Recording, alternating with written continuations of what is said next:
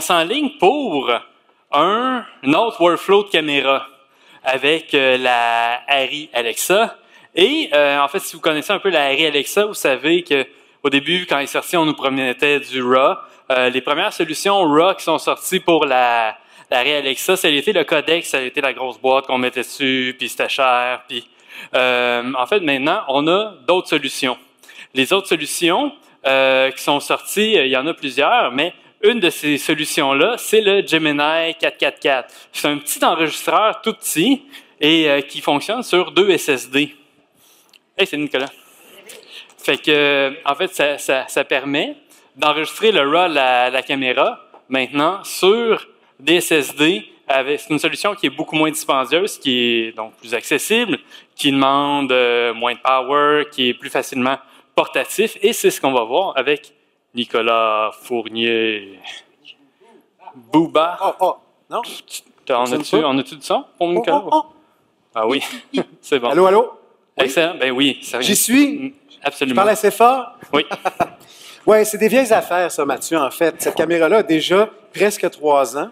What? C'est la Alexa originale, 16.9, qui au début faisait que HD, 1920-1080. Là, après ça, 2.8K, comme on le connaît. Bon, sur le magasin S2 au début, très onéreux.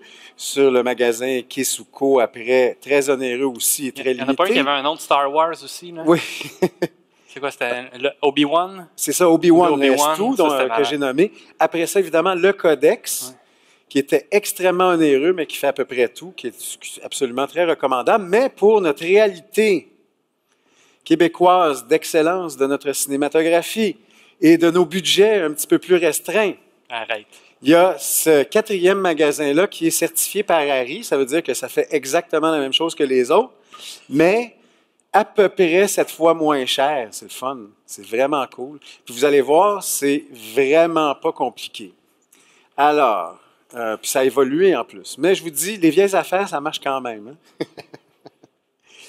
Alors, on allume évidemment la caméra. Tiens, je vais débrancher le petit module ici. Puis on va vous montrer quelques settings. Comment on va setter ça. La Alexa pour sortir en RAW là-dessus.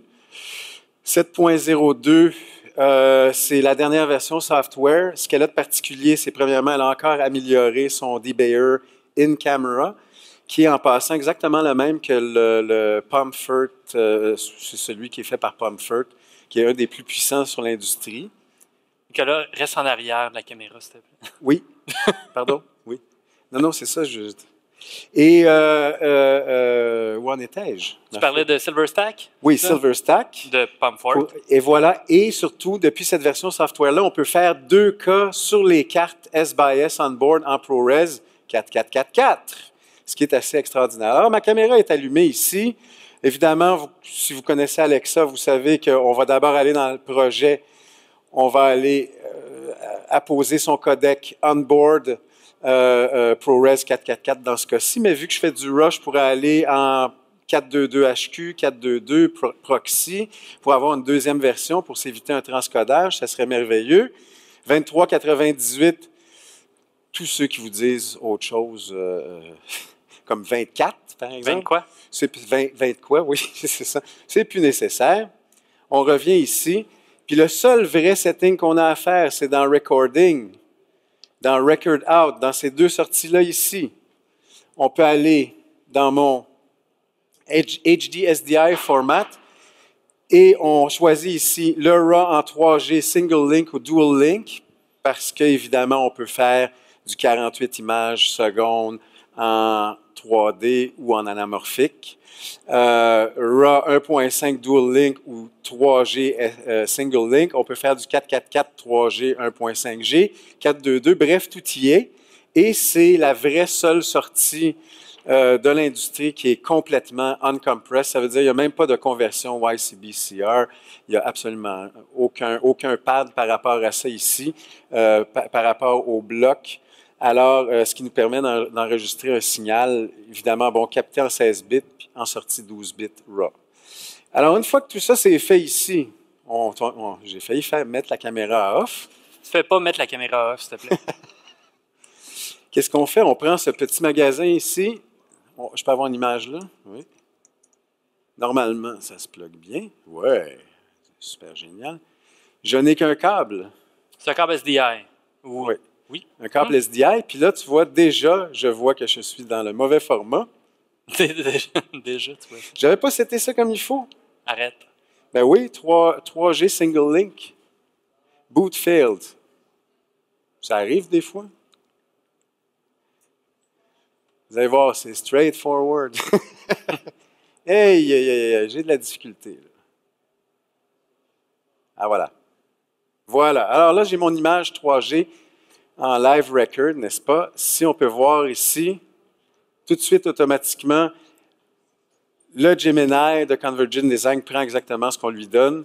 C'est ce qu'on pourrait, c'est ce qu'on souhaite de toute façon tous les magasins. Fait qu'il synchronise directement sur l'entrée qui prend. Synchronise directement. Le seul setting qu'on a fait dans le cas de Harry, on va dans le menu ici et dans Setup, dans le mode, et là, on peut choisir son mode d'enregistrement. Si on ne travaille pas sur la licence Harry RAW ou la licence Canon RAW ou la licence 3D, on travaille tout le temps et exclusivement en DPX. Alors, peu importe la caméra, le feed que vous lui donnez, elle va vous générer un produit, un footage en DPX, pas en DNX, pas en ProRes, en DPX. Ce qui est très lourd, n'est-ce pas? Mais oui, ce qui est conforme, ce qui est déjà conforme, si on peut dire. Tu sais. Dans les versions subséquentes qui s'en viennent, oui, on va avoir DNX puis ProRes. Nous l'avons demandé, nous avons gagné, ils le feront.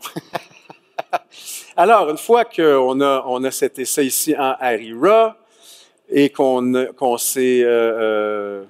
voyons.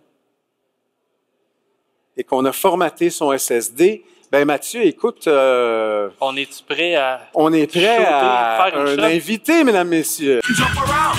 Jump around! C'est vrai, c'est un gros plan avec une prank. Et voilà! Jump around! Merveilleux! Fait qu'on a fait des shots. OK, il faut que je vous explique. Pour l'instant, le Gemini, n'est-ce pas, enregistre sur des 512 gigs comme ça, un pouce et demi de disque propriétaire. Son grand frère qui s'en vient dans pas longtemps, je vous le dis, il va enregistrer sur des 2,5 pouces, donc conforme au... Ça, c'est l'Odyssey. Pardon? C'est l'Odyssey? C'est le magasin Odyssey qui est exactement la même chose, mais avec un vrai moniteur. Seven. Voilà. Alors, on a dernièrement, parce qu'on s'est plaint, évidemment, on avait une fonction, on pensait que c'était hot swap, ces disques-là, on a corrompu des fichiers et tout. On a appelé Convergent Design, on leur a dit, on veut une touche SSD Safe Eject. Gros plan, on a une touche SSD Safe Eject. Là. Alors, Eject 1, et voilà. SSD 1 Eject succeeded. Et Mathieu, c'est à toi. Fais la passe, merci. Donc ici, on a le disque SSD, ce qui est vraiment le fun. Je ne sais pas si vous connaissez un peu les produits Seagate. Bien, les produits Seagate font un adaptateur Thunderbolt comme ça. C'est vraiment le fun parce que l'adaptateur Convergent Design pour leur disque, il a vraiment le même design puis il fit dessus. Donc, on a maintenant un adaptateur qui peut lire les disques et qui transfère en Thunderbolt, puis il y a des adaptateurs pour la même chose pour du FireWire. Fait que là, on met un... eSATA, FireWire, USB 3, il y en a pour tout. Tu fais du name dropping, tout. Ce que tu veux. Sauf FireWire 400. Ça existe plus, ça, je pense. Donc, une fois qu'on a mis notre disque qui est branché en Thunderbolt, oui, c'est vrai. Ta-da-da-da. Puis là, il va apparaître. Il apparaît-tu pour vrai? Et là, on apparaît.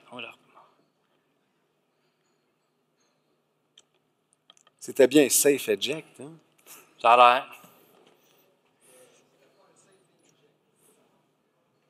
Ah, voilà. Voilà, donc le Gemini 444 est là. Ce qu'on va faire, c'est qu'on va prendre son contenu et on va le copier sur le disque, le Promise Thunderbolt qui est là. Et pendant un instant, j'ai pensé qu'on aurait un red moment avec l'Alexa. C'est jamais arrivé. Non, ben non. Ça n'arrive pas, ça. Okay. Fait que, écoute, ça prend 10 secondes et les 5 gigs sont transférés. Donc, qu'est-ce qu'on peut faire avec ça? Ben, en fait, tantôt, j'ai vendu mon punch de Resolve, mais on va ouvrir Resolve. Allez, fais des folies, là, Mathieu. C'est le temps. Fou. La performance était incroyable. Hein? Vas-y, fais-moi. Oui, c'est bon, c'est à mon tour. Donc, on ouvre Resolve. Ce qu'on va faire, c'est que Resolve, bien sûr, est capable de gérer tout ce qui est RAW. Donc, tout ce qui est RAW, en fait, la plupart des fichiers RAW. On va voir le fichier Mathieu. Donc, non, je n'ai pas de decklink de connecter. Je suis désolé.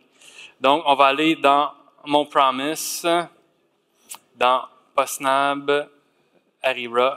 Et ça, c'est le clip que je viens de transférer. On va ici aller faire une nouvelle bin qu'on va appeler RAW et on va glisser ça dedans. Et qu'est-ce qu'on a ici? Oh yeah! On a un dancer. Un petit peu plus loin, l'image est plus belle. Ouais, on va aller ici dans Clip. Puis en fait, on va aller sur lui, dans Clip.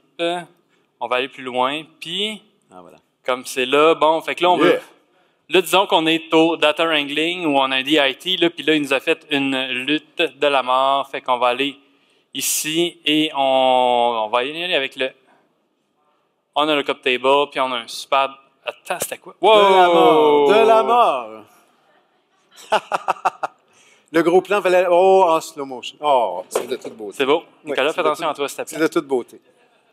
Donc, ce qu'on va faire, c'est qu'on peut se faire un timeline. Ici, on va se faire un nouveau timeline qui va être rush et qui va être vide. Create a new timeline. Donc, dans mon timeline qui est rush là, ici, je viens de mettre mon clip sur lequel mon lookup table a été appliqué. Puis tout ce que j'ai à faire, pour mes rushs, je vais aller sortir un QuickTime en ProRes LT, en single clip, et je vais lui donner une destination. On va l'envoyer dans Promise Pegasus, dans PostNab, on va l'appeler Rush. Comme on peut voir, le RAW est à notre portée, n'est-ce pas? En fait, quand on tourne dans cette configuration-là, en RAW ARI 2.8K et tout, on tourne comme exactement comme Skyfall de James Bond, le dernier et tout. C'est comme ça que ça s'est tourné. Alors, c'est accessible. Donc, ce que je vais faire, c'est que je vais juste en prendre moins long parce que là, on n'a pas toute la soirée quand même. Donc, on va prendre ça. C'est la danse de la soirée, quand même. Oui, c'est quand même la plus belle danse. Penses-tu qu'on peut quelque chose de viral avec ça, Mathieu? Oui, c'est clairement sur YouTube tantôt. Gangnam PostNab. Donc, on va partir le rendu de ça, puis il me dit quand même que ça va me prendre 1 minute et demie. Donc, ce qui va nous donner un ProRes. À partir de là, le ProRes, on peut l'amener dans Premiere, on peut l'amener dans Final Cut, on peut l'amener dans Avid. Et une fois que c'est dans Avid, comme Resolve va exporter avec le même timecode, avec le même nom, après ça, on peut reconformer dans Resolve pour vraiment aller faire la colo comme on veut, de plan par plan, à partir du RAW, ou aller dans Smoke ou un autre logiciel. Donc ici, je suis sur un portail. Puis c'est quoi la résolution de ce RAW-là? C'était du 2K? Tu m'as envoyé? 2.8. C'était du 2.8K? Oui. Donc, le maximum, ce que la peut donner. Donc, moi, présentement, je passe environ à 12,5 %. C'est la moitié du temps réel sur un MacBook. Donc, avec une meilleure carte graphique, on va avoir des rendus qui sont beaucoup plus rapides jusqu'à faire du DB1 en temps réel, en appliquant une lutte et tout. Sur un Donc, laptop. on va prendre le temps de passer à travers parce que c'est beau. On a une question. On peut prendre une question en même temps, oui? Oui, en fait, Resolve est capable de synchroniser les doubles systèmes, soit avec le timecode, soit à la claquette, soit avec le timecode audio qu'on a embeddé sur une des pistes. Il est capable d'aller chercher aussi. Donc, ça peut se faire. On a juste à cliquer dans ici, Render Audio, et il aurait exporté le son aussi. Donc, on peut mettre 8 pistes de son, 12 pistes, il n'y a pas de problème. Donc, Resolve peut vraiment faire les dailies ou préparer pour un assistant. Puis, c'est souvent plus rapide que le faire même dans le logiciel de destination. Fait qu'on peut sortir des DNX avec un AF, on peut sortir des QuickTime avec un XML, on peut tout faire ça. Donc maintenant qu'il l'a fait, je vais sauver mon projet et je vais pouvoir ouvrir Premiere. Yes, sir. Et aller, une fois que je suis dans Premiere, dans mon projet PostNab, ici d'aller chercher mon clip que j'ai mis quelque part dans Rush. Rashes. Et là, oui, pas mal plus de B. Oh, yeah! Ah oui, mais ça, c'est la section de règles. Ouais, ça, c'est la section qu'on aime juste ici. Oui. Excellent. Donc, c'est un workflow. Après ça, on fait notre montage, on réexporte un XML ou un AF de première et on reconforme dans Resolve ou Smoke ou un autre logiciel. Et c'est un workflow ARI RAW. C'est ça. Ben, Oui, c'est un workflow ARI RAW. Tout ce qui est plus simple et ben voilà, filmé en RAW.